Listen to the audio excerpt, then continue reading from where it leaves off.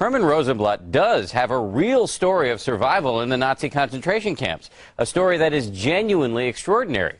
But as he explained to us in this exclusive interview, he felt he needed to make things up to get people to pay attention. It's the greatest love story we've ever told on this show. Herman Rosenblatt received international attention for his story about being a hungry little boy in a Nazi concentration camp who was thrown apples every day by a little girl on the other side of the fence. Years later, according to the story, Rosenblatt met that same girl on a blind date in New York City, and he proposed on the spot. I used to come by every day, bring the apple, have in my jacket and a piece of bread, and he used to say, "I'll see you tomorrow." The story landed Herman and Roma Rosenblatt on Oprah twice and in newspapers all over the world. They also got a book and movie deal.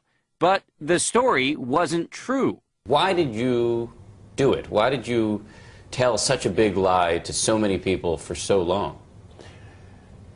It wasn't a lie. It was my imagination. And in my imagination, in my mind, I believed it. Even now I believe it, that she was there and she threw the apple to me. How can you say it wasn't a lie? It wasn't true, and you know it's not true. Yes, it's not true.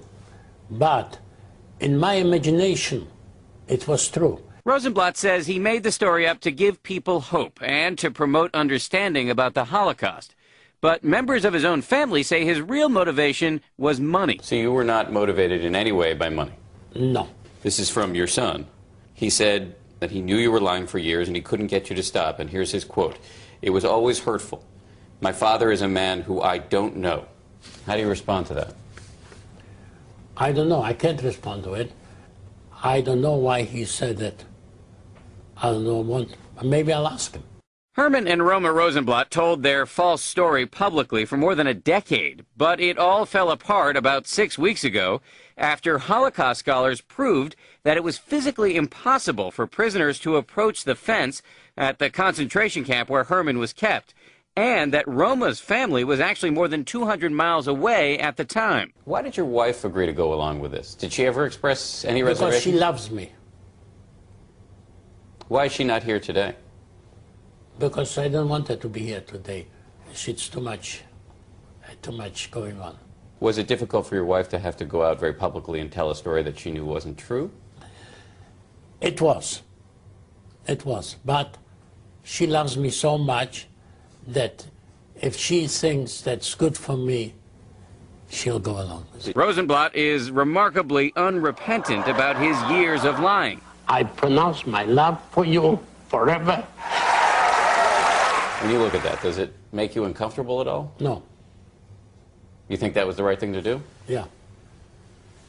And while you were up on the stage there in front of all those people, in the back of your mind, were you not thinking, no, I'm not telling the truth here? No. Let me ask you just quickly about I didn't hear you say you agreed to it. Do we agree to that? Our interview was frequently interrupted by this man, Harris Solomon, who says he is planning to produce a fictionalized movie account of Rosenblatt's story, despite complaints from critics. If you look on Holocaust Denier websites right now, they're using it as we speak as an example of why you shouldn't believe Holocaust survivors. Right. And those Holocaust Denier websites would perpetuate some other story if it wasn't Herman Rosenblatt. Rosenblatt says he wants people to know that he did what he did with good intentions. So if you had to do it over again, would you tell the same story? Yeah. You would? Yes. Rosenblatt does say that he's sorry, but he's only sorry, he says, that people took the story, quote, the wrong way. His book deal for a nonfiction memoir fell through a couple of weeks ago because of this controversy, but a fictionalized book may come out this summer, and the movie version is supposed to start shooting this summer as well in Eastern Europe, Diane, and they say they're going to carry on despite the criticism. I simply don't know what to say. I mean, it's his imagination, but he knows it's not true. He says he made up a fantasy world, and he was living in that fantasy world. And his son says, tried to stop him. Yes. Good heavens. Okay, thank you, Dan.